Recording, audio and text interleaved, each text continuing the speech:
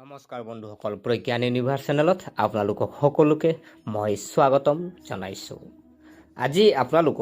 আজি আমি এটা নতুন টপিক লৈ আহিছোঁ, যিটো টপিকৰ মাধ্যমত আপোনালোকে গম পাব যে আজি যিহেতু চবেই ভাবি থাকে যে ভাগ্য কেনেকৈনো লিখা হয়, আজি মোৰ ভাগ্যত আছেনে নাই, ভাগ্যৰ ওপৰত বহুতখিনিয়ে আজি চিন্তা চৰ্চা কৰে বা বহুতখিনি প্ৰশ্ন আজি আপোনাৰ তেখেতৰ মনত দাঙি ধৰে।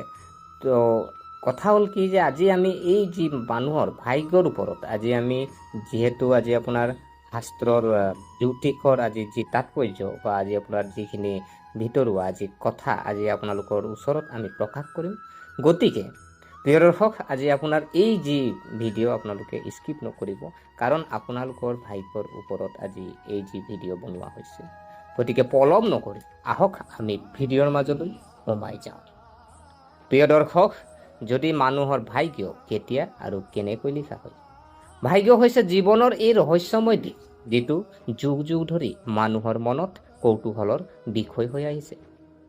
প্ৰতিজন ব্যক্তিয়ে জানিব বিচাৰে কোনে লিখিছে তেওঁৰ ভাগ্য, কেতিয়া লিখা হৈছে আৰু তেওঁ সেইটো সলনি কৰিব পাৰিবনে।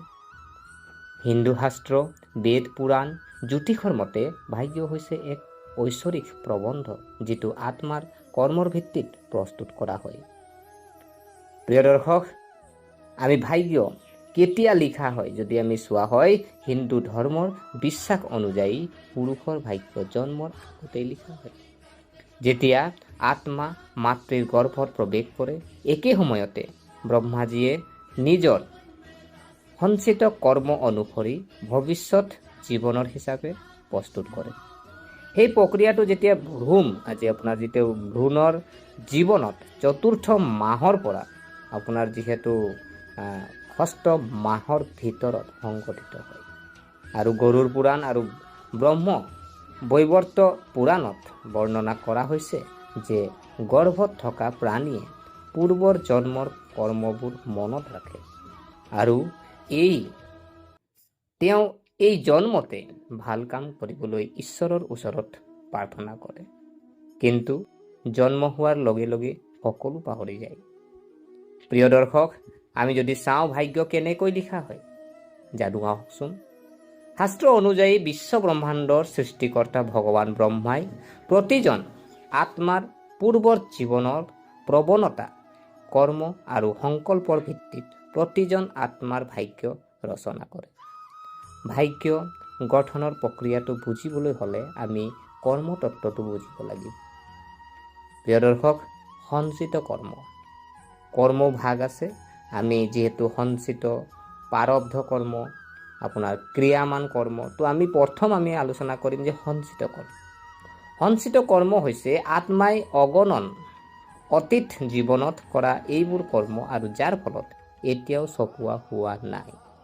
আৰু প্ৰাৰব্ধ কৰ্ম যদি চোৱা হয়, এই সঞ্চিত কৰ্মৰ ভিতৰত কিছুমানক পৰৱৰ্তী জন্মত অনুভৱ কৰিবলৈ বাছি লোৱা হয়, ইয়াক প্ৰাৰব্ধ বোলা হয়। এয়াই নিয়তি।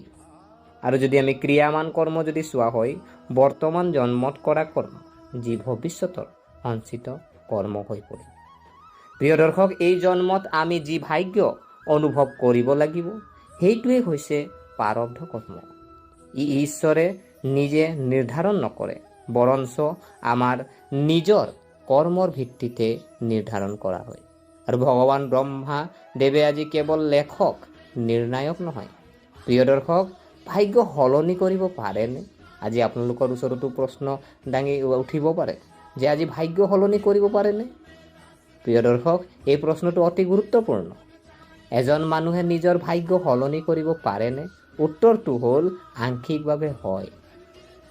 ভাগ্যৰ এটা অংশ নিৰ্দিষ্ট, যিটো আমি এৰাই চলিব নোৱাৰোঁ।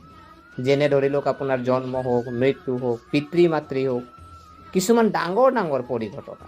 কিন্তু বাকী জীৱন আমাৰ ক্ৰিয়ামন কৰ্মৰ ওপৰত ভিত্তি কৰি গঢ় লৈ উঠিছে, যিটো আমি সৎকৰ্ম, ভক্তি, তপস্যা, দান, সেৱা আৰু ইতিবাচক চিন্তাৰে সলনি কৰিব পাৰোঁ। প্ৰিয় দৰ্শক, শিৱপুৰাণ, ৰামচৰিতমানস আৰু শ্ৰীমদ ভাগৱত গীতাত উল্লেখ আছে যে ভক্তি সাধনা আৰু সৎ কৰ্মৰ বলত ভাগ্যকো দুৰ্বল কৰিব পাৰি। সন্ত তুলসী দাসজীও কৈছে যে কৰ্ম প্ৰধান বিশ্ব কৰি ৰাখা, যো যশ কৰই সো তছ ফল চাখা। জ্যোতিষ আৰু ভাগ্য যদি চোৱা হয়, জ্যোতিষত হৈছে ভাগ্য বিজ্ঞান। ৰাশিফলৰ আজি গ্ৰহ নক্ষত্ৰই দেখুৱাইছে কোনটো ভাগ্য কোনটো জন্মত ফলপ্ৰসূ হ'ব। কিন্তু জ্যোতিষ কেৱল ভাগ্য কোৱাৰ মাধ্যম, ই নিৰ্ণায়ক নহয়, ই কেৱল এটা সূচক। বতৰ বিভাগে যেনেকৈ বৰষুণৰ ভৱিষ্যতবাণী কৰে, কিন্তু ছাতি লৈ আপুনি তিতি যোৱাৰ পৰাও হাত সাৰিব পাৰে।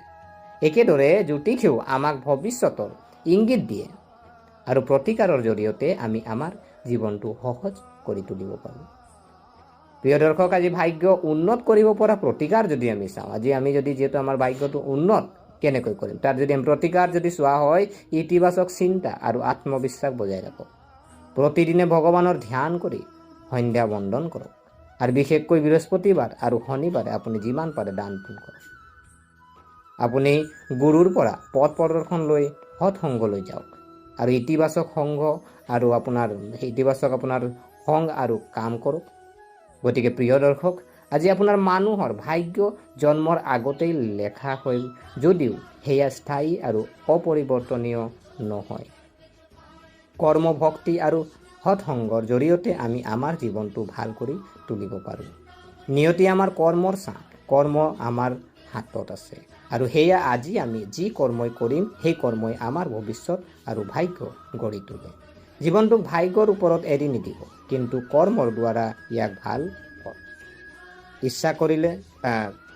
প্ৰিয় দৰ্শক, যদি আজি আপোনালোকে যিহেতু আজি এই ভাগ্যৰ ওপৰত যিহেতু আজি আমি আলোচনা কৰিলোঁ, গতিকে আশা কৰিছোঁ আপোনালোকে এই ভিডিঅ' চাই আপোনালোকে ভাল পালে। যদি এই ভিডিঅ' আপোনাক কিঞ্চিত মানুহ লাভান্বিত কৰিছে তেনেহ'লে লাইক কৰিব, শ্বেয়াৰ কৰিব, কমেণ্ট কৰিব আৰু আমাৰ চেনেলটো যদি আপোনালোকে ছাবস্ক্ৰাইব কৰা নাই, অনুগ্ৰহ কৰি ছাবস্ক্ৰাইব কৰি আমাক উৎসাহিত কৰিব বুলি আশা থাকিলে পুনৰ লগ পোৱাৰ প্ৰতিশ্ৰুতিৰে আজিলৈ আমি বিদায় মাগিলোঁ। ধন্যবাদ।